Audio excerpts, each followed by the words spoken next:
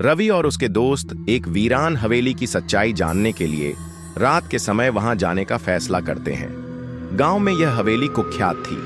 लोग कहते थे कि वहां अजीब घटनाएं होती हैं।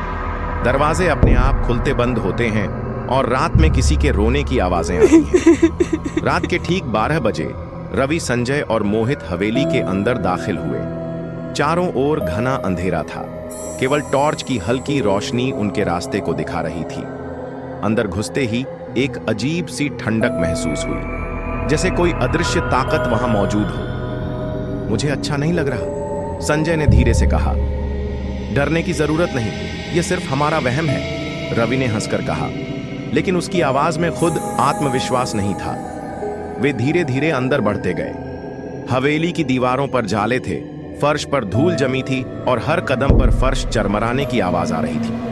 तभी अचानक हवा का एक ठंडा झोंका आया और दरवाजा जोर से बंद हो गया।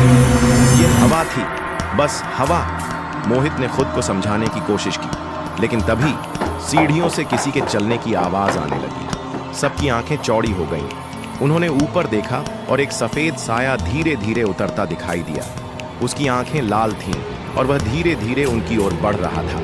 संजय घबराकर चिल्लाया, भागो! लेकिन उनके पैर जैसे जम गए थे। साया अब बिल्कुल पास था। अचानक एक भयानक चीख हवेली में गूंज उठी। रोशनी टिमटिमाने लगी और हवेली की दीवारों से खून टपकने लगा। रवि ने जैसे तैसे अपने होश संभाले और दोस्तों को खींचकर बाहर की ओर दौड़ा। दरवाजा भारी था, लेकिन किसी तरह वे उसे खोलने में सफल हुए और दौड़ते हुए बाहर निकले। हवेली के बाहर आते ही सबने मुड़कर देखा, लेकिन वहां अब कुछ नहीं था। हवेली वैसे ही शांत थी जैसे पहले थी।